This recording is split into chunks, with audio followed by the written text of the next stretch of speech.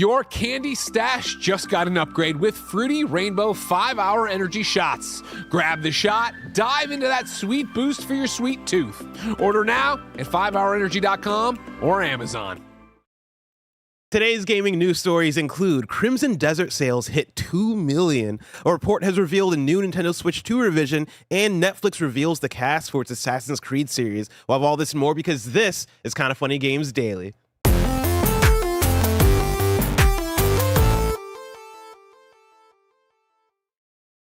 Yo, what's up? Welcome to Kinda Funny Games Daily for Friday, March 20th, 2026.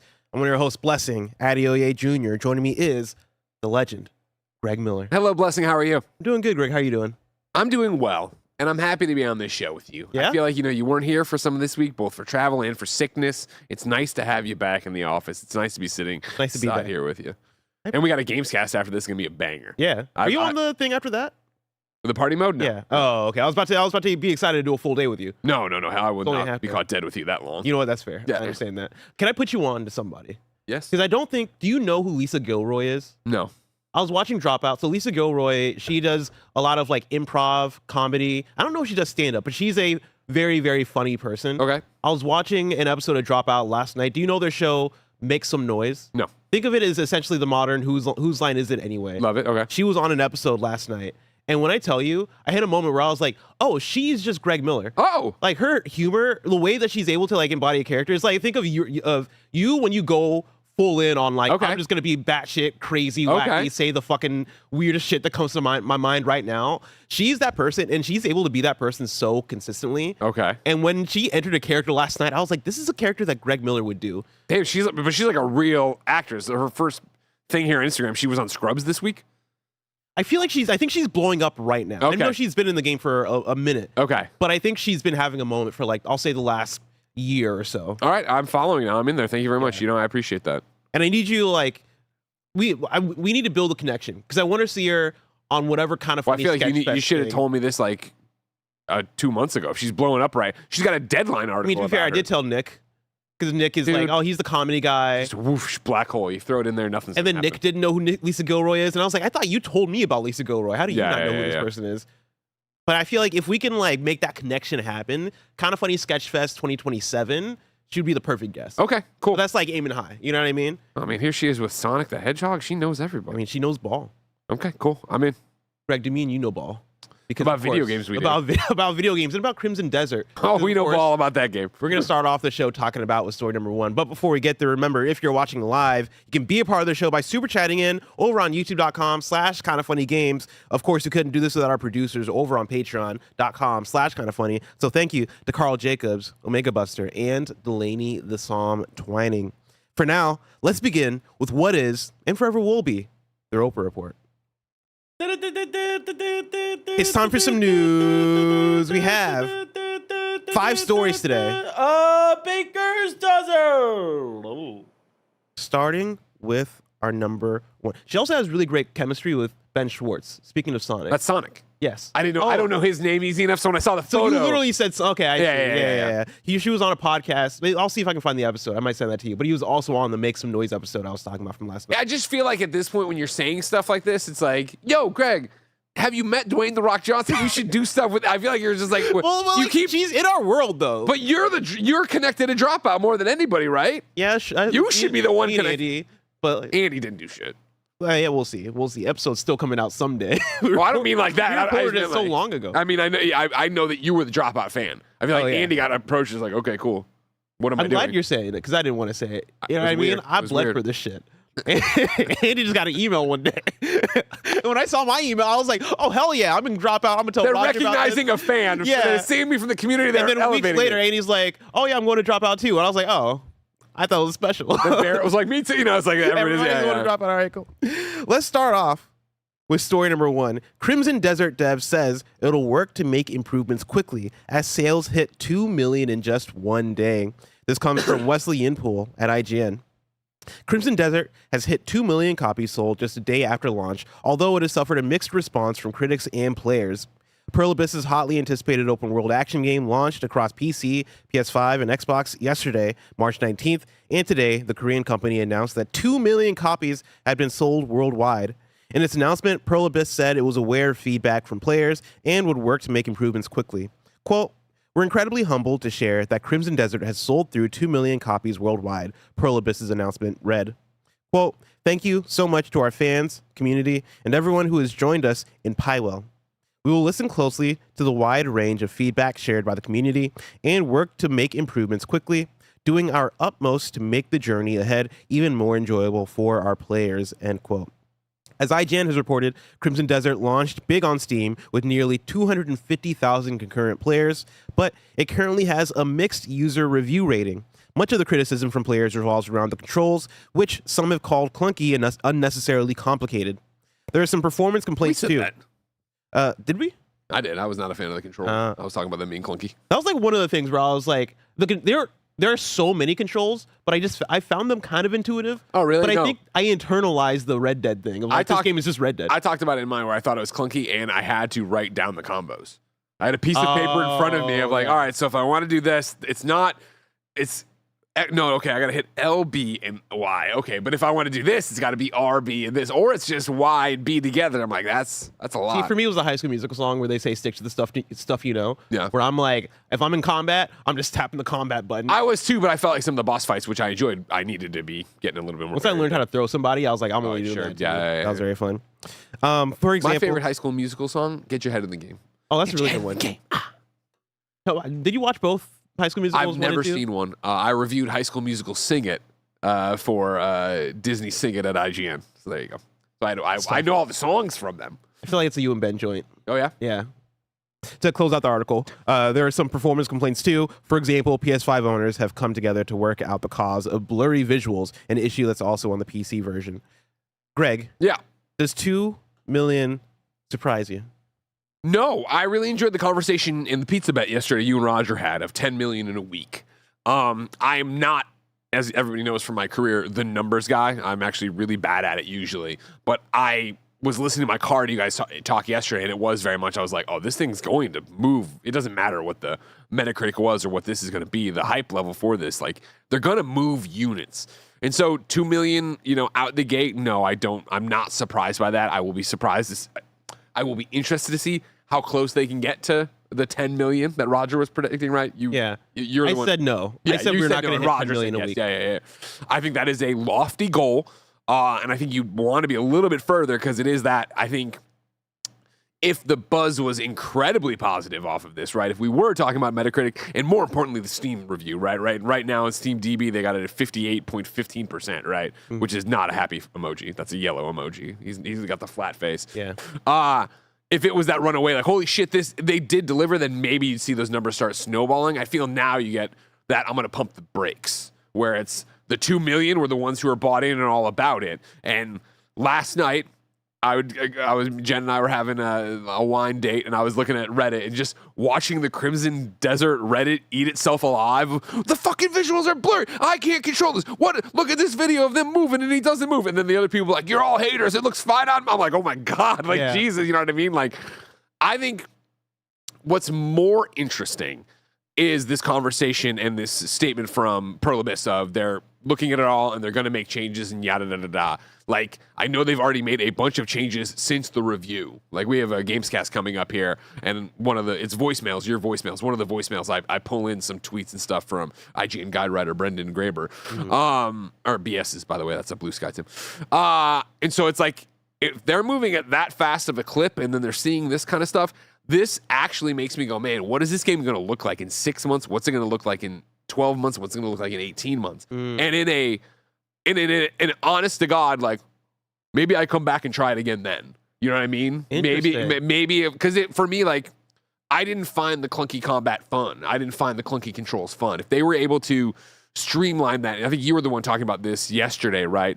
Of like, to compare it to a Dragon's Dogma 2, and there was another game that was coming up in the conversation where you're like, Breath of the Wild, Elden Ring. stuff had it, but it was like one of those more that's like a niche game. Oh, neat. Where you're like, yeah, but that game had it from the jump. Like, that felt good, and it pulled me through and enjoyed it. That was my thing of like, I haven't complained about the difficulty at all. The exploration, I just didn't find all that rewarding, but it's also the fact that I didn't find the combat all that fun. If it was like, all right, cool, we've redone the combat and we've done this thing. I know they've already put in more fast travel points and this, that, the other. It's like, I'd be willing to, a while back to see what it is. Would I ever have the 120 hours for it? No. Would the story ever grab me? I sincerely doubt it based on how cool I was on my 20 hours of it. Yeah. But it's like, damn, like I'm as always rooting for them. Like Kingdom Come Deliverance 2, by the way, was the game. Kingdom Come Deliverance 2. Thank you so much. I am rooting for every video game developer, even though I didn't click with this game, and I'm rooting for their audience. So if they're gonna be able to come out here and be like, yo, we're gonna fucking deliver and make updates and get it where it needs to be, great. And I know console players, I have not seen it running on console, but it did not look like things were going well for them last night on the subreddits, but I don't know. Yeah. A couple things, right? People in chat keep mentioning, what about High School Musical 3? I'm very aware that High School Musical 3 exists. I would never have expected in a million years that Greg Miller would have seen High School Musical 3, so that's why I appreciate that. Thank you. I don't think you're ever going back to this game. No, I don't either. That's the thing is, I think even with improvements, the thing that I think would keep me and you going back to it was just that the core content wasn't really speaking to us. Unless there's a DLC where you show me like, yo, here's a cutscene and there's intrigue and there's a character that I'm like, oh, fuck, I need to know more about that guy, right? Like, that's the Kingdom Come Deliverance 2 thing, where I think that's a good one to bring up in relation because Kingdom Come Deliverance 2 is a game that I didn't vibe with, but that's not because the game wasn't good. It's just because I didn't vibe with it, right? 100%. But, like, I would say 10 out of 10 times, like, yo, Kingdom Come Deliverance 2, from the 3 hours, 4 hours that I played, seems like a fucking incredible game. Yes. And that's because from the get-go, I get into those cutscenes and I'm like, damn, these characters seem really cool. They seem like they have personality. There's a back and forth here that I'm invested in. It starts off with a really interesting like story premise. The mechanics here seem deep and interesting in ways that would make that I could see other people really getting into. The thing with Kingdom Come Deliverance 2 is that I just don't think it has those things to keep us pulled in, even if they fix the things. Desert. Sorry, Crimson Desert. Which one? Did I say Kingdom Come? Yeah. The thing about Crimson Desert is that I just don't think it has those things to keep me and you going. I agree 100%. Yeah. Ben climbed into the car today and the podcast I was listening to on the way home kicked back up, and it was the only Story Motors from Mr. Hawks, because he was talking about the Starfield stuff. And I was like, do you want me? Ben always just loves jumping into whatever podcast I'm listening to. I'm like, sure. And they kept talking about Starfield. And he's like, is this the one you didn't like recently? And I'm like, no, this is the one I like a lot recently. You're talking about Crimson Desert. Yeah. And again, he's like, well, why didn't you like Crimson Desert? And I was like, well... and I went into it. I read them. I don't care about the character and the story didn't get me and yada yada yada. That's my thing. Is like for me to go back to it after 6 months, whatever amount of fixes. I don't think it's me going back to platinum it to roll credits. Yeah, it's me going back to be like, what does it feel like now? Have that curiosity of like, man, Pearl Abyss seems like they're that committed to delivering on the feedback that their audience is giving, and that's what I'm interested in. Is like, what is that wide breadth of player base giving right now? Do we see that mix go up to like a very positive? That's my thought on it. Is like I wonder if this is going to be one of those stories on a smaller scale, because by no means is this broken. It sounds like, I don't know. Are we going to have a conversation at the end of the year? Is it going to be those Crimson Desert diehards who are like, no, you don't understand everything they fixed, and it's going to be that moment of, it's no longer mixed. It is mostly positive on the last 6 months of reviews and all that jazz. Like, are they committed on that level to it? And how many fixes do they need? Again, like I saw people last night that we'll bring up in Gamescast on BS being like, this isn't even the same game we reviewed anymore. I'm like, Mitchell Saltzman had one where he was like, they put a fast travel here. And I'm like, damn, that's crazy. Yeah. I would have loved to have I was in the same boat. I'm like, why isn't there a fast travel there? And also, few people in chat shouted out, and I had the thought too of like, is Ben just a grown person? Like the fact that he's like, oh yeah, you like this one, right? Or you didn't like Starfield, and you're like having this back and forth conversation with him is crazy to me for some reason. Yeah, no, I mean, my son is a full blown person at 4. Yeah, so October will be 5, but 4 is. I mean, again, it's what they talk about all the time. Like how you treat a kid is how they'll talk to you. You know what I mean? And so we don't baby talk Ben or dial it down for him or whatever. Like he hears these conversations. He knows how much I love video games. When he is done playing a game, like I'll be like, all right, so what did we think? Like, what did you like? What didn't you like? Like I try to drag that out of him in terms of more than like what's going on. Same thing, like you have to ask pointed questions. Like, you know what I mean? Like, how was your day at school? Is terrible. Like early on, one of the things I read and it worked was like, what's the best thing you do with your hands? Like, you know what I mean? What was your happiest moment? Like give them a specific thing. And also when they're super young, since motion is so tied up in what they do, what is that kind of thing? That's really cool. Yeah, but no, Ben's an amazing kid. Jen has, I don't think I have one on here, but Jen has him interviewing me. I'll try to get it for you. Him interviewing me about Crimson Desert. While we're here, right, talking about the 2 million, one, I'm talking about the 10 million that me and Roger talked about, right? Like the 10 million was a random number. I forget if that came from me or from Roger, but I'll tell you right now, Roger ain't getting that pizza. I'm getting that pizza. This thing's not going to sell another 10 million in 6 days. That's my thought. Yeah, another 8 million. 8 million. Yeah. And I think that's the point, is like, to get, you need that snowball needs to be tumbling down the hill right now. And it's just, because you got to think about how many pre-orders are wrapped up in the 2 million and all that stuff, right? Like this would have been the time to do all that. That said, 2 million for this game is also insane. Sure. I think that's such a phenomenal success for shout out to day them, one. Yeah. You know, like shout out to them for that. And like, I'm curious on when we are further out looking back at Crimson Desert and we're talking about Crimson Desert's success or performance or whatever it be, right? What is going to be the story behind it? Because for me so far, I think this game did something in marketing that like other people need to look at. And I don't know if that's a good thing or bad thing or whatever, but like the fact that there is so much hype drummed up for this thing, and before even reviews hit, people are already sold of like, I'm buying this thing no matter what. It can be, I'm buying this thing thinking it's gonna be a 90 something on Metacritic, but even if it's a 78, I'm still buying it, right? We're still hitting those 2 million sales. I think there's something to be looked at there. For sure. Yeah, I think it's gonna be a fascinating one to watch and see what they do with it and how they do with it. Let's bring in some super chats. Of course, you can write in with topics for us to talk about. Just like Diaz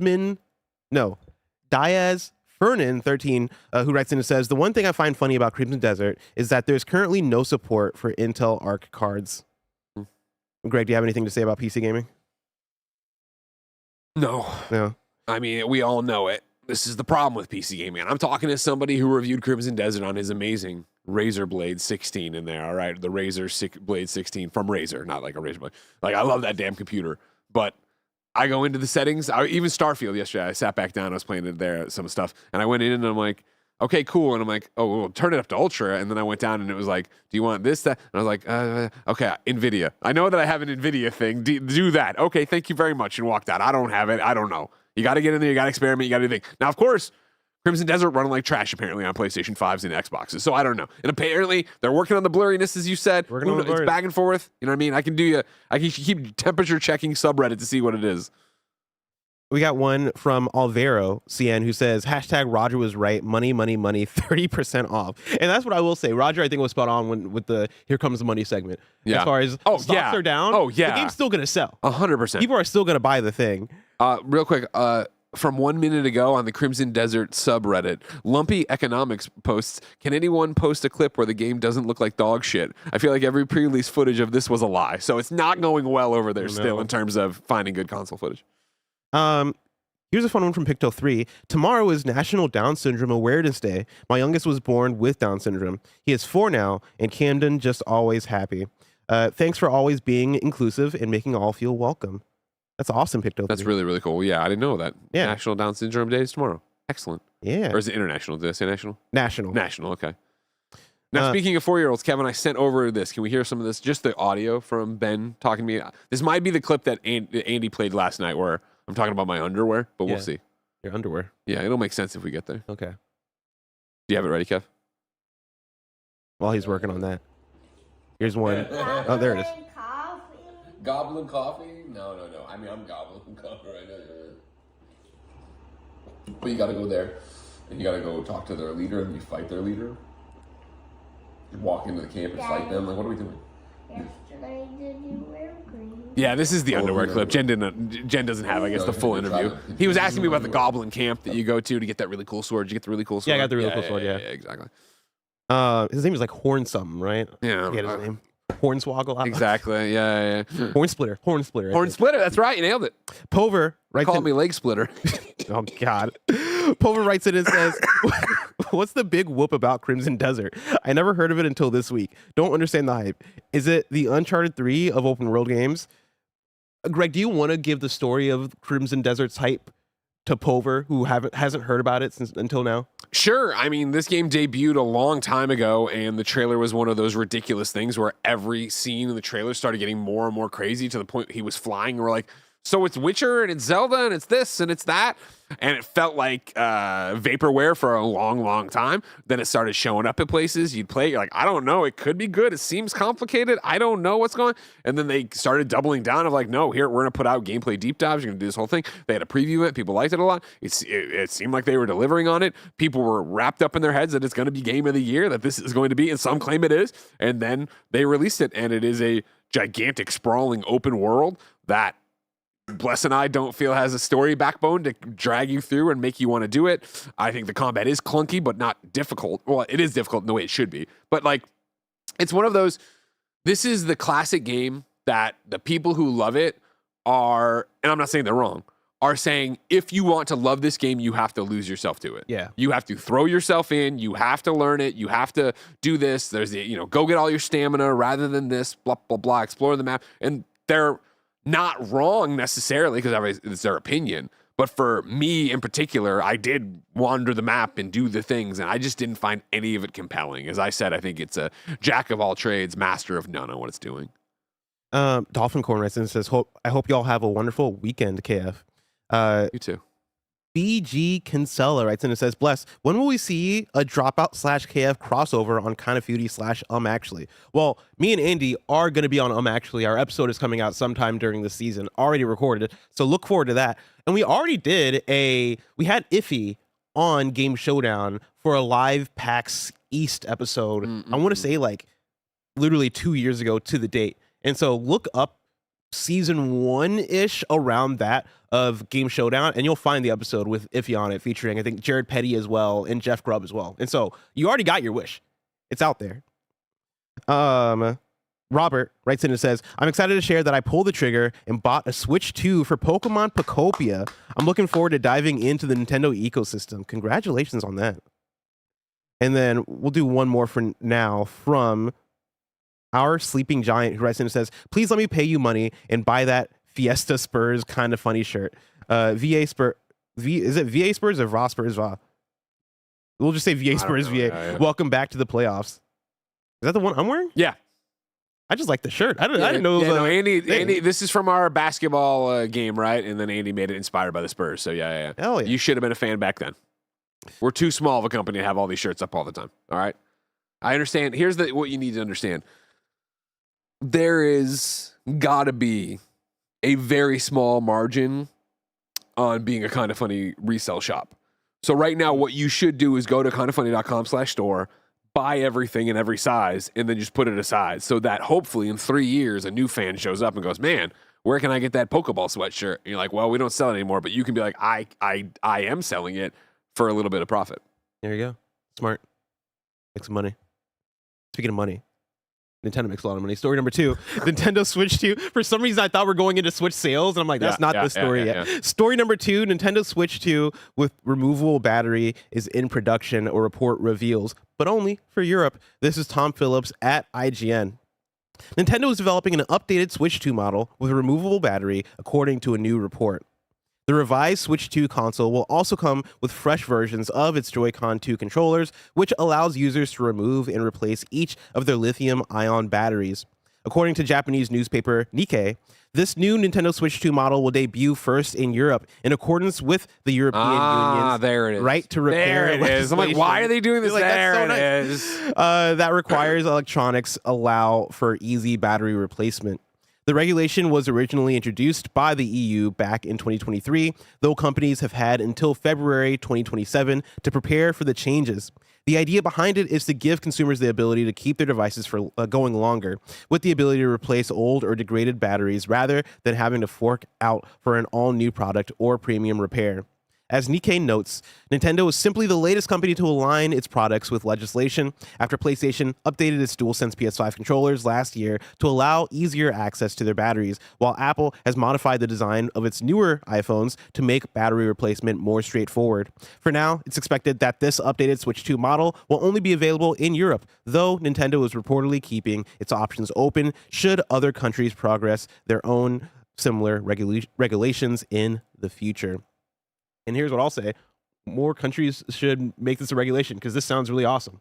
Yeah, of course.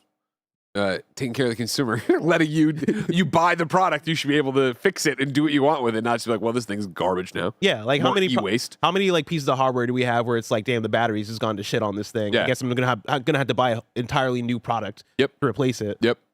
And my problem, of course, is that I love my Nintendo Switch too. I play it all the time, and the battery's trash. Just such a trash battery. And so I remember when it launched, there was like, oh, well, you know, you boot it in safe mode, you do this, you run it down, you do this, you do it, and I was like, yeah, I there's did like it twice. a setting so you I don't did it like fully twice, charge it. and not even that. Like there was like a whole, if you do all of this, you can get more. And it was like, I hate whatever. that shit. Yeah. So this is great, and I will be interested to see how much it costs. Are they going to put it out for the same amount? Oh, it has to be the same amount, right? You would think. I mean, like. Oh man, that would suck if it's like $100 more. I mean, do you figure there's more movable components to this, right? If you're going to be able to get in and get out. Sure, yeah. I can't imagine, because maybe it is as simple as like, I don't know. I feel like you could upcharge. Because at that point, I feel like you'd be like, okay, Europe, here you go. at that suck on point, this. why don't you like lube it in with like I guess like a pro version of the console? But I guess that's doing too much, because then it's like your marketing like scheme is like but like your marketing, I guess plan, thank you, has changed as far as what that looks like if you add in a Switch Pro edition or whatever. But for me, I look at it as like the DualSense Edge, where the DualSense Edge gives me the thing where it's like, okay, now I can remove my analog sticks, I can have all this modular shit, and I also get this upgraded controller at the same time. So like they're able to actually justify getting that money from me a bit more. Well, I mean, I feel like with the European regulations here, right, this has to be just the base model of the Switch for them. Like they I would think so, yeah. But I still think they could probably tack $50 on it and explain and tell people it's because you can actually do shit to it. So you have 2 SKUs at Best Buy when you go? No, I think you phase that out, and then in Europe Really? it costs more. I'm not saying that's what's going to happen. And Nintendo, honestly, they're a corporation, corporate, you know, they suck and everything else. But like Nintendo usually is pretty good to their consumers, so they probably won't. And honestly, there's probably some. It sounds like, you know, Europe's got a shit together of like keeping people in check. So there'll probably be some like, no, that's illegal. You can't punish us by this. But I think Nintendo could make an argument of, well, it's, you know, there's more movable parts to the Switch we're selling you, which does make it cost more for us to produce, yada, yada, yada. Yeah. But maybe I'm completely wrong. I don't think they would do it, but. Yeah, if it happens, I just don't imagine it being that much more expensive, right? No, and I don't think it's going to be like hundreds of dollars more. Yeah. Let's move on to story number 3. Netflix's live-action Assassin's Creed series has started filming as cast is officially announced. This is Chris Scullion at Video Games Chronicle. Netflix's live-action adaptation of Assassin's Creed has started filming, Ubisoft has confirmed. As posted on the official Ubisoft account on Twitter, the series will take place in ancient Rome in the year 64 AD. The show's cast has also been confirmed and will include Toby Wallace of Baby Teeth and Lola Pettigrew of Say Nothing. Netflix greenlit the series in July 2025. It'll be produced and run by Emmy nominees Robert Patino of DMZ, Westworld, and Sons of Anarchy, and David Weiner of Halo, Homecoming, and The Killing. The full announced cast includes, get ready for Greg, because there's some names. Toby Wallace. I mean, I'll stop you right there. When I went for, like, audio listeners, go look at this image. It's up right now on our screen or whatever. When I saw this go through the Kind of Funny Games Daily Slack today, I clicked through. I'm like, this can't be real, right? This is like clearly some kind of joke from the audio. Like, what do we do? Like, do you what the recognize fuck are any we of these doing? people? No, all of these people. I've never seen any of these people in my life. I mean, that's not a knock against them. So that was my first thing. I was just like, I looked for any name I recognized. No, and then it's like, just in general, this is an official fucking graphic from Netflix. It looks like what I used to do when we started the Game Over Greggy channel and I made my own things where I was like, yeah, do black. We'll do the Assassin's Creed Arial red and then the full cast white and then drop a Netflix logo. I understand there's a lot of information to put out, but like, Vox Box says it's a wanted list. It does look like when they put out the FBI, like here, like, this is a very, very peculiar way to get into the weeds of this show that I didn't even realize was happening. I didn't realize this was happening either. To read the names real quick for audio listeners and for people who might be familiar with some of the names, right? You got Toby Wallace, Lola Pettigrew, Laura Marcus, Tanzin Crawford, Zachary Hart, Naban Rizwan, Clays Bang, Numi Rapace, Ramsey Bedia, Sean Harris, Corrado Invernisi, Sandra Goldberg-Comp, Yusuf Kirkor, and Mirren Mack. Now, Greg. Yeah. I did the littlest bit of research. Okay. And I looked up what happened in Rome in, was it 64 Got AD? it. No, I appreciate where you're at now. Okay. And the one major event was the Great Fire of Rome. Ah, Are you familiar with the Great Fire no, of I'm Rome? not. I know the Chicago fire. I mean, yeah, who can forget?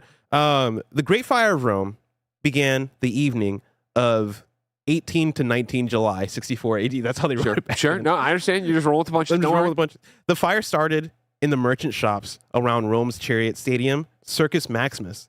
After 6 days, the fire was brought under control, but before the damage could be assessed, the fire reignited and burned for another 3 days. In the aftermath of the fire, nearly 3/4 of Rome had been destroyed. That is 10 out of 14 districts. Wow. According to Tacitus and later Christian tradition, Emperor Nero blamed the devastation on the Christian community in the city, imitating the empire's first persecution against the Christians. Other contemporary historians blamed Nero's incompetence, but it is commonly agreed by historians nowadays that Rome was too densely populated and inadequately prepared to effectively deal with large-scale disasters, including fires, and that such an event was inevitable. Does that excite you when you think about the potential of an Assassin's Creed? I mean, you're trying to bait me into a joke. But No, I'm not. I think I'm being genuine. I do think that's an exciting premise in terms of like, I'm sure we're going to get into it, that this was all caused by the Templars fighting the assassins, right? And that sounds neat. Yeah, I like when you take a real world thing and give it a fictitious reason for it to happen or whatever. Yeah. And again, like, an Assassin's Creed show could be really cool. Like, I'm not like, it's just like, didn't know this was happening. Mm-hmm. Look at this, and I'm like, this could be. Am I getting AI goofed? Did somebody put this in? real? Did somebody put all these names and people up through AI? And I'm just like, awesome. Like, cool, but it's just like, what a weird way to announce this, or at least debut this information. Yeah. Well, I mean, one of the things I do love about Assassin's Creed is Assassin's Creed's commitment to taking actual history and putting those twists on it like you're talking about. I remember playing, I'm sure I've mentioned this multiple times, but I played Assassin's Creed 1 while I was a freshman in college, and I was majoring in art at the time. I was majoring in graphic design, actually. And for that, I had to take an art history class. Sure. And while I was doing a specific unit on like, I forget exactly what it was, but there was like certain like art monuments in like certain areas of the world, like BC era, right? That like, as I'm learning in this unit, I'm playing Assassin's Creed 1 and I'm running into these exact monuments. That's cool. Like, I forget what the exact, there's like the gold dome in why can't I think of the name of the city? Y'all know who I'm talking about. The Vatican. No, not the Vatican. Chat, let me know. It's Assassin's Creed 1. Okay. But like stuff like that where I was looking at it, I'm like, damn, I'm learning about this in class. This cool. is really cool, right? Like being able to kind of like use this as an educational tool, I've thought has always been fucking dope about Assassin's Creed. And so like the idea that I'm not too familiar with the Great Fire of Rome, I'm curious. So let's see if Assassin's Creed can put me on once again. Jerusalem. Thank you so much, chat. I couldn't think of Jerusalem. But yeah. I'm not gonna say I'm excited for this, but I'm very curious about it. Okay. And I like. I'm interested. This is one I would have rather them have done. Here's the hooded assassin. I think that would have been a more fun way to do. Just show me. Sure. It's begun filming. Give me something out there. You know what I mean? Just a blade coming out of his hand. You know, and not out of his hand. You know what I mean? But yeah, not a Wolverine. He's like Wolverine. Yeah. We're taking some creative liberties, giving the assassin's blade. It goes up his arm for real. Listen, they can do it with Spider-Man. You know what I mean? They can do it for this guy. Let me give you a palate cleanser, okay? Because it's been open. Kevin, can you throw what I put in assets up? Again, I was already here for content in the Crimson Desert subreddit. What I like is how to pay respects in Crimson Desert. It's the classic Call of Duty thing, but it's press L1 to bring up the reticle, aim at the casket, and press X to enter focus mode. R3 and square to place the flowers. Hold L2 and R3 to pay respects. That's what I'm talking about. Really about this control scheme. That's really, really funny. Greg, yeah, we're going to continue on with the news day. Thank God. But before we do, I want to tell you about patreon.com/kindafunny and youtube.com/kindafunnygames, where you can go and get the Kinda Funny membership, which allows you to get shows ad-free. And speaking of ads, let us tell you about our sponsors. This episode is brought to you by 5 Hour Energy. Indulge your sweet tooth with a fruity rainbow extra strength 5 Hour Energy shot. It's basically a candy store in a bottle. We're talking juicy berry burst, tangy citrus squeezes, and a pop of tropical vibes, all hitting like your favorite childhood sweets, but with an actual boost. The sweet treat that you won't feel guilty about, packed with B vitamins, nutrients, and that all-important caffeine to keep you going. Just as pocket-sized as your favorite candy, but with zero sugar and zero sugar crash. Forget boring. Find the rainbow, grab the shot, dive into the sweet boost for your sweet tooth. Visit 5hourenergy.com or Amazon today. This podcast is brought to you by Rula. I know I'm the strongest person you know, but even I, Greg Miller, struggle with mental health and know how important it is to talk to someone when you're going through it. That's where Rula comes in. Rula makes therapy simple, affordable, and fast. They work with most major insurance plans, and the average session copay is just $15. That's $15. That's basically the cost of lunch. But instead of a sandwich, you're investing in your own headspace. And with Rula, you're not just matched and left to figure it out. They check in and make sure you're actually making progress. Getting started couldn't be easier. You answer a few quick questions about what matters to you, and Rula connects you with in-network providers who actually fit your needs. You pick the time, and you could be talking to a therapist as soon as the next day. Thousands of folks have already used Rula to finally get the care they needed. Don't keep putting it off. Go to Rula.com/kindafunny and get started today. That's Rula, RULA.com/kindafunny. Take the first step, get connected, and take control of your mental health. This podcast is brought to you by Factor. Somewhere between the first warm weekend and realizing short season is getting close, eating well stops feeling optional. But not if you're like me and have Factor delivered to your door. It's never optional. It's always happening.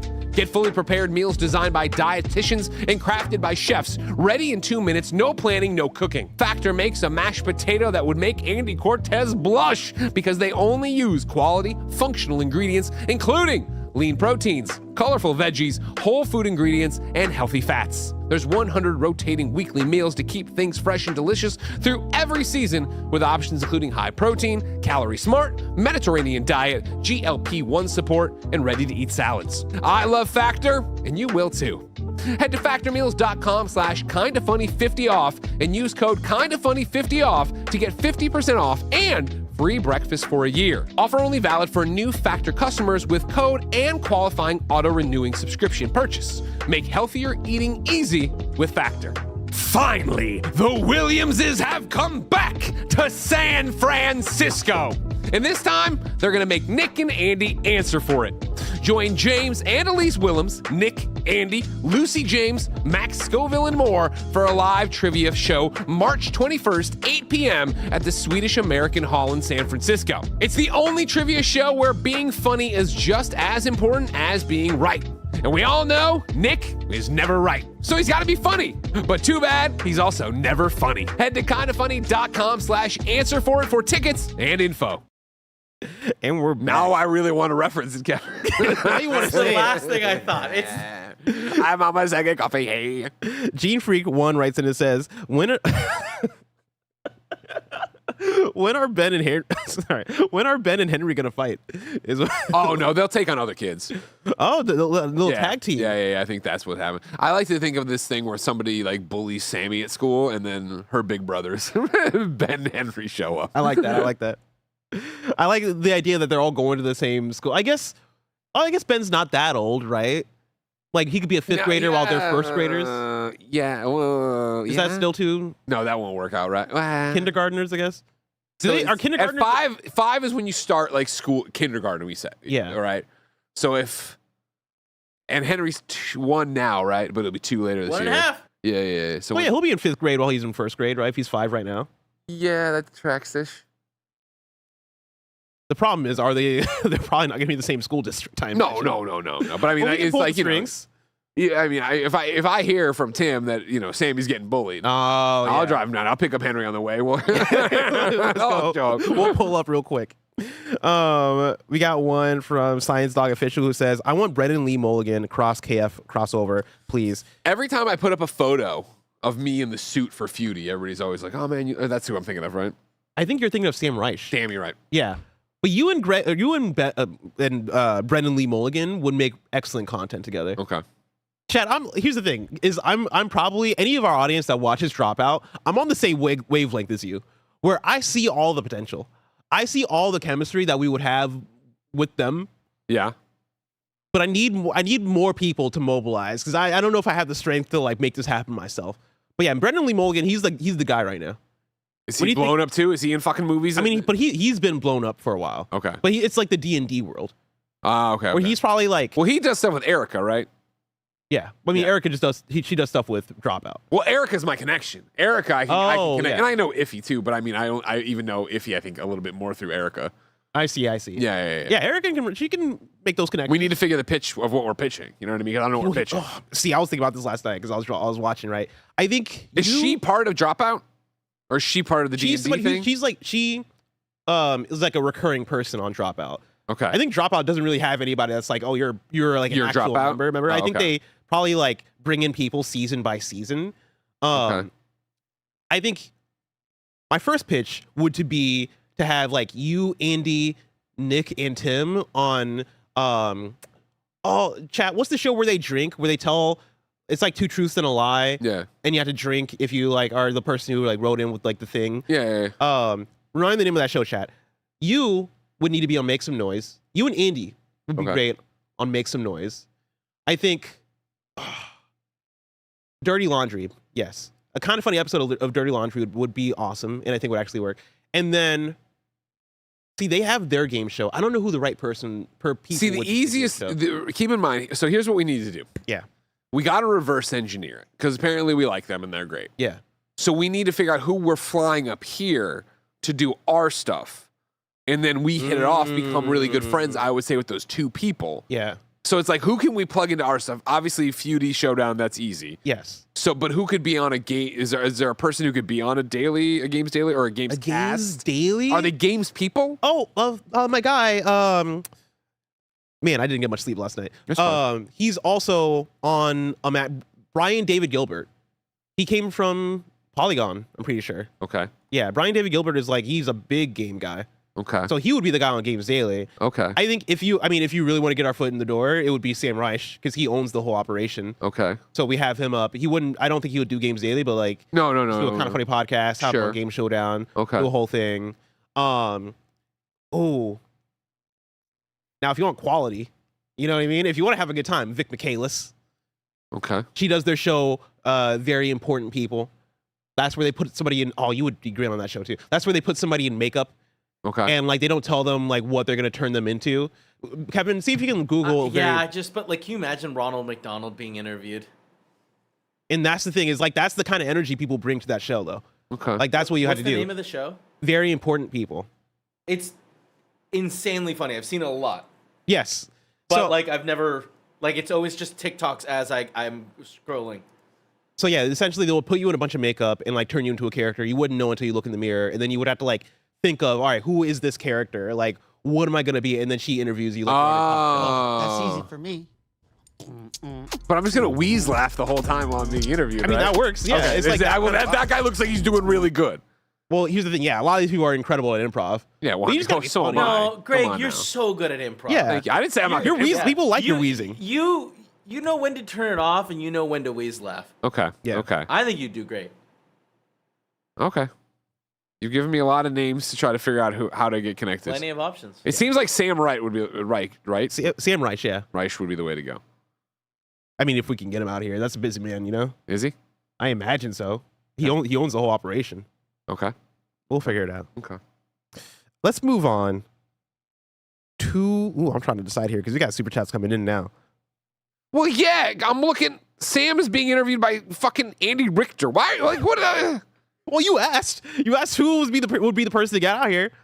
Sam Reich would be the person to get out here if we want to guarantee. Okay, I like it. Do you want success or not? You're right. You know what? We got to go Shoot for big. the stars. You might land on a cloud. That's what they say. Exactly. Story number 4. Resident Evil Requiem debuts as the best-selling game of the year in the United States so far. This is Rebekah Valentine at IGN. Unlike the exceedingly slow preceding month of January, February 2026 had a steadily moving line of new releases to shake up the US sales charts, with Resident Evil Requiem debuting as the best-selling game of the month and thus far the entire year. We don't have a specific sales figure for Requiem in the US, but Capcom has said it has sold 6 million globally, making it the fastest-selling game in the franchise ever. Unfortunately for money and numbers people, all the new releases didn't really do anything to boost overall sales compared to last year. According to Circana's monthly report, compiled and analyzed by Matt Piscatella, total game spending was up only 1% year over year. Content spending was flat, and accessories were down 2% from last year. Hardware was the only area that saw real change, and that's largely thanks to Nintendo Switch 2, which wasn't out at this time last year. With the Switch 2 in the mix, hardware was up 22% to $326 million, with Switch 2 spending offsetting declines in all the other consoles. The PS5 still led both dollar and unit sales, but the Switch 2 is still outpacing its predecessor 9 months in, trending 45% ahead of the original Switch in the US. Notably, November was the Switch 1's 9th month in action, so both consoles now have a Black Friday under their belt when comparing their respective time on the market. February 2026, US top 20 best-selling games go like this. I'm going to start at the bottom, make it fun, right? At number 20, now we're here. you got Resident Evil Generation Pack, which I didn't even realize was a thing. At number 19, Pokemon Legends ZA. Number 18, Spider-Man 2. Above that, My Hero Academia All's Justice. Oh, Above that, Forza Horizon 5. Above that, Ghost of Yote. Above that, God of War Sons of Sparta. At 13, you have Diablo 2 Resurrected. At 12, you have Red Dead Redemption 2. At 11, you have Mario Tennis Fever. And now we're into the top 10. At number 10, Grand Theft Auto 5. God damn it. It never stops. Never stops. Never stops. At number 9, Beat you a got brand new Mario Tennis game. That is insane, actually, when you put it like that. At number 9, you got Dragon Quest 7 Reimagined. At number 8, Madden NFL 26. Number 7, Battlefield 6. At number 6, EA Sports FC 26. At number 5, Helldivers 2. Helldivers 2. God damn. At number 4, you got Minecraft. At number 3, Call of Duty Black Ops 7. At number 2, NBA 2K26. And at number 1, you got Resident Evil Requiem. Come on. Shout out to Dragon Quest 7 Reimagined. Yeah. I wonder if they're happy with the number 9 placement there for a brand new Dragon Quest Reimagined game. For a remake of Dragon Quest 7, I think so. Yeah. Coming in above Mario Tennis Fever. Granted, Yeah. I don't know which week or what days those came out. So maybe it had more time, but I think that's still impressive to outsell a new Nintendo game. Yeah, no, 100%. Not too unexpected, I would say, right? I wonder. Yeah, Resident Evil Requiem being the highest selling game of the year so far. Do you think that sticks with Crimson Desert? Ooh, wow, what a great question. Yeah, I think it does. What was the last numbers we got on Resident Evil? 6 million. Okay. Yeah. I think it does, right? Because people love Resident Evil. It's on everything. It's a game we're all talking about it's game of the year. Yeah. Crimson Desert gets more looky-loos, I guess. But again, this is the weekend. Monday, I'll tell the story. When we get in on Monday, and if they're like, we moved 5 million units, 4 million, you know what I mean, total. Yeah. If Pearl Abyss keeps pumping up those numbers, shouting them out, I think you have a different conversation happening. One of the arguments I made yesterday to Roger about sales and how reviews impact sales or how reviews don't impact sales was that I don't know if the reviews were going to stop Crimson Desert selling. However, the reviews I think are indicative of how the audience is going to feel, whether you like it or not. And so now that the audience, I think, is somewhat on par with how reviewers are. And when I say that, I mean some people love it, a lot of people aren't as into it. I think that affects word of mouth. I think when you look at big games that release and you see those sales be like, oh man, day 1, 2 million, day 4, 4 million. Oh, we sold 10 million in a week. I think a lot of that is people being like, yo, this shit's awesome, and people spreading the word and spreading the excitement and spreading the hype. I don't think Crimson Desert is gonna have that as strongly. 100%. That's what I was talking about, the snowball effect, right? Yeah. Where it is that idea that you have that big launch. Here's everybody who believed in it. Yeah, here are all the pre-orders. You need people going, oh my God, it delivered on this. Is amazing. Have you played? You got to play. You don't, I think, need a subreddit filled with people going, this is shit. That's every video game I know, but even the Steam mixed reviews, right? Like, you don't have runaway positivity right now of like, it's doing everything you need. I think a lot of people are like, oh, I'll hold off. I've already seen comments in our own community, I think during Andy's stream, being like, oh, maybe I wait for a sale and go from there. Yeah. I think FOMO is very important when it comes to like this moment of sales continuing to come in and like people continuing to be like, oh shit, everybody's talking about this. Everybody's loving it. People are saying it's a game of the year contender. Oh man, I got to show up. I got to buy this thing, right? I think that's a driver for so many sales. And I just don't think Crimson Desert has like that. What it has is that all factor, right? It has a conversation around it. There's an interest there, but How long is that going to last for it? We shall see. We shall see. But Greg, Crimson Desert is already, with 2 million sales, a big game. If I wanted something smaller, say the tiniest news I needed to know about, where would I go? You go to our last news story, the Wii News, where we run you through all the tiny news items you need to know about. Story number 5, Wii News. Let's start with a little required reading. I'm pulling from VGC. The original report is from Game Files. I want to funnel you guys over to Game File for the report. But VGC condenses it down at the beginning of their article, saying the Subnautica 2 legal saga has still not ended, with publisher Krafton now being accused of ignoring a judge's order. GameFile reports that their lawyers are now accusing Krafton of ignoring the court's demand that Gil now be in charge of the game's launch plans. According to the legal team, Papoutsis didn't have the authority to declare a May release for the game because, as of the court's order the previous day, he was no longer in charge of Unknown Worlds, and only Gil should be able to make that call. So there's more drama around Subnautica 2. Shocking. Of course, the full report is a longer breakdown, so go over to gamefile.news for the full story. Another one from you from VGC. The co-founder of Kingdom Come Deliverance developer Warhorse Studios has shared his views on generative AI following online backlash to the news that Larian has been using it. Quote, "This AI hysteria is the same as when people were smashing steam engines in the 19th century," Favre wrote. Quote, "Larian said they were doing something that absolutely everyone else is doing and got an insanely crazy shitstorm. I've even seen someone accuse us of using AI in Kingdom Come Deliverance 2. I don't know anything about it, except that I used Topaz Labs to upscale some of the AI elements from Kingdom Come Deliverance 1 and some of the old low-res textures. I'm no fan of AI-generated art, but anyway, it's time to face reality. AI is here to stay with us. As frightening as it may be, that's the way it is. Personally, it scares me the most in the music because you can't even recognize AI there anymore." End quote. Just shut up. Everybody shut up. They say What the fuck? How they say can the you darndest start, things. How can you start with this AI hysteria by saying hysteria? You're like, whatever. And then you get there, but I'm scared about it in music. I'm scared about it in music, but not in your own industry. Everybody's using it, Greg. We gotta get over it. Everybody's using it. Either shut up or be like, yo, not generative AI, this kind of AI. You know what I mean? Like, get into the weeds of what the fuck you're talking about. I'm sad we're at a place where we have to bring up AI every single episode. I try to avoid it sometimes, and I'm like, okay, well, this is new, so we kind of have to talk about it a little bit, but I ain't gonna make this. I'm worried story about it in number one. music. God. And then Lords of the Fallen sales have topped 2.5 million. And that is it for Wii News. Everybody's using it, Greg. Everybody's using it. Everybody's using it. Let's hop back into Super Chats. Joshy Frog says, RE9 is my game of the year for now. Got the platinum last night. Congrats on that, Joshy Frog. Last Geek writes in and says, do a kind of funny one-shot of Honey Heist with Brennan Lee Mulligan running it. Cool. I assume that's a tabletop campaign. Yeah, connect us with him. Gary the Third says, oh, people are just giving us dropout stuff now.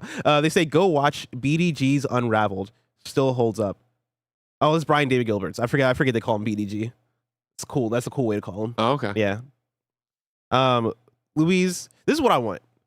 I want Brian David Gilbert and Iffy to play some Magic the Gathering with me and Mike. Oh, that's a good one. That's all I want. We try to make it happen. You know Iffy real well. It can't. Oh, yeah. You just hit him up, be like, yo, this is what we need to do. We need to get a crossover going. Oh, yeah. He's down. Okay. It's just a matter of like lining up, because I always try to do it when they're in town, like usually around Sketchfest. Yeah. And then people end up being busy. And so like, you know, I don't know. It's just a tough thing to line up. But I want to make it happen. We will make it happen. Luis Castillo says, what if you had a show called We Have Cool Friends? Yeah, that'd be helpful. We would need an audience who would watch it. Yeah, you would have to actually click on the thing and watch through, listen through. You know, analytics do matter. How we get paid. Unfortunately, but yeah, that's how it works. Dante64 says, we need a game changer of KF versus Dropout Are you regulars. enjoying the entertainment content? One half hosted by Sam Reich. How long do you think that'll be around? One half hosted by Greg. I like that idea. Jason says, people think video game media push an agenda through reviews. Go to IGN's comments and see how fast to find a culture warrior bitching about woke in She-Hulk review. Whether review She-Hulk. I like She-Hulk. And I'm sad She-Hulk got such a bad rap, man. I like that show. I enjoyed She-Hulk. Yeah, that was really good. And yeah, like, I don't know. I think the one thing that depressed me in the last few days of the Crimson Desert review cycle is that, like, I feel like it's gotten impossible to review big games without fighting the audience at every step. And I don't know how to fix that, or there's even a way to fix that. Just don't look. Just don't fight. Yeah, just put out your... Our audience is great. Obviously. I mean, yeah, there's the people and then the comments or whatever. It's just like, I don't worry about it. These people aren't worried about it. Mm-hmm. You know what I mean? Like, I don't... When we do a big review and you bring a wider net of people, it's just like, well, it's not even worth it. Because then it's, remember, Greg didn't like this game. Okay, well, it's fucking go like what you like. What do you hear? Why you even listen to me then? Yeah. Yeah, it's funny. We've been doing this for a very long time. You've been doing it for much longer than I have, right? But like, I've been making internet content for like 10 years as of 2026, which is fun to think about. Thank you.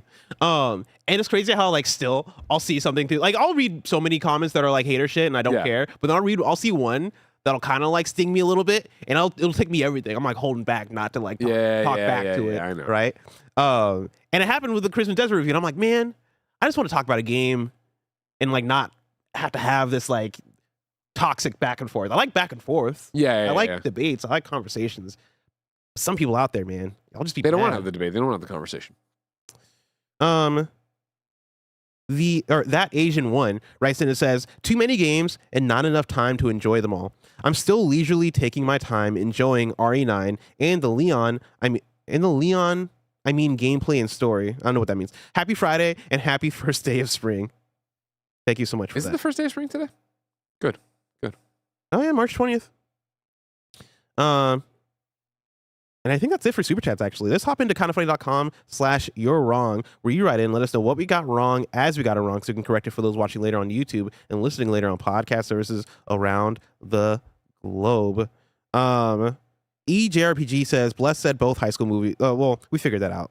I know there's 3 High School Musical movies. I saw all 3. I've even seen High School Musical, the series. All right? Whoa. Don't correct me on High School Musical, That's a real fan right there. All right? Respect.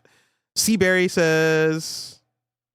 Blessing. Erica and Brennan Lee Mulligan do a bi-weekly tabletop-inspired podcast akin to Critical Role. And speaking of Critical Role, Brennan is the new DM replacing Mercer since he is now a playable character.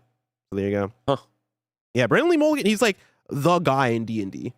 And he's very... Well, that's offensive to Matt Mercer. They're both the guy. But like Brennan Lee Mulligan is like, he's the guy. You know what I mean? But also Matt Mercer's the guy, but like also Brennan Lee Mulligan. You know what I mean? Okay, fair. That's all I'll say. That is it for You're Wrong. I also saw somebody in chat. I expected to be in You're Wrong, but I don't know if I got it wrong or if somebody was just getting ahead of it. I referenced Vic Michaelis. I don't know if I said their pronouns, but their pronouns are they, them. So if I didn't say they, them, apologies. I fucked up. But I don't remember if I got that wrong. But just in case. Greg? Hi. We're almost out of time. But we did get some very late super chats, so I'll sneak them in here.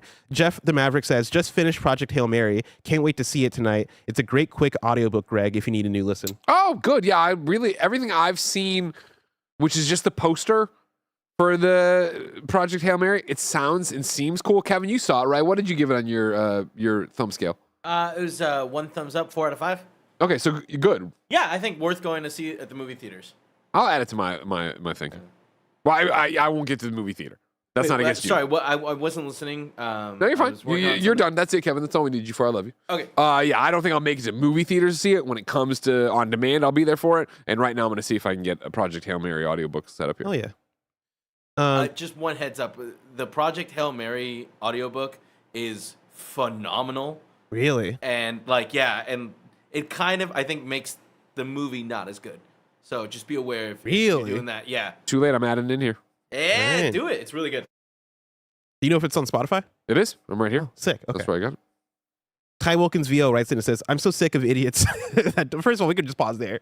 I'm with you, Ty Wilkins. I'm so sick of idiots that don't know what they're talking about, saying with their full chest and not knowing the difference between AI tools and Gen AI. Yeah, I feel that. It's one that we talk about AI all the time, unfortunately. I think not really even wanting to talk about AI, but it's becoming more and more of a part of what we talk about and what we do in video games and all that shit, right? And so, I think for us, when we're talking about AI in a negative way, it's usually pertaining to Gen AI specifically.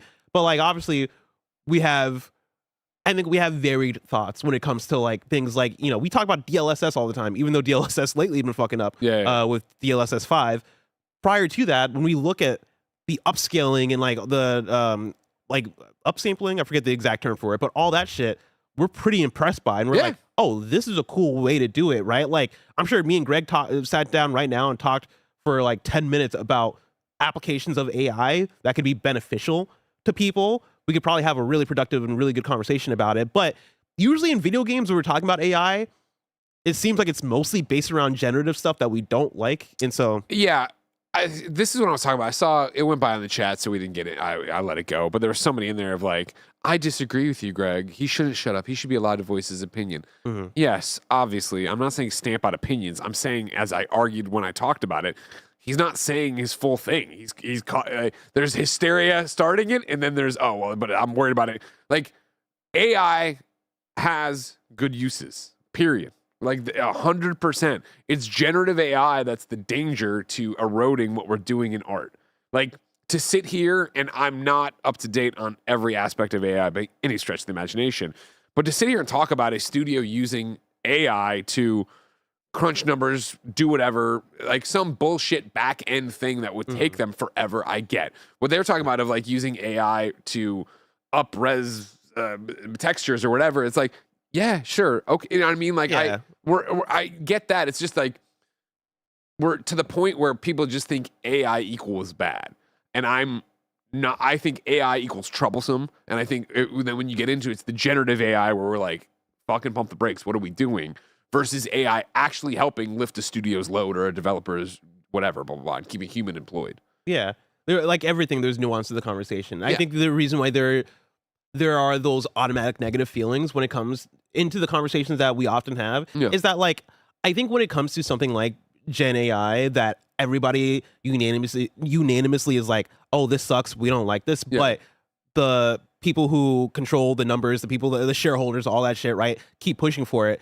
Everybody is very passionate about not letting this get through, rightfully so. We should do our best to make sure Gen AI doesn't become the norm across the industry. And that requires us, I think, to be loud about it, right? I think that requires us to push back. And in that, I think some of the conversation, some of the nuances is probably going to get lost when it is like, oh, but not all AI is bad. And like, it's tough to say that every single time. Yeah, 100%. It's tough to take that pause and be like, oh man, this Gen AI thing sucks. But just remember, everybody, not all AI. It can be good and it can be this. Yeah, I think you just have to be able, you have to have the freedom to be like, hey, this sucks. Like, we don't like this thing. Yeah. Let's not do this thing, you know? And I don't think we need to have that bogged down with the nuance every single time, even though the nuance is important and exists, but it's a complicated conversation.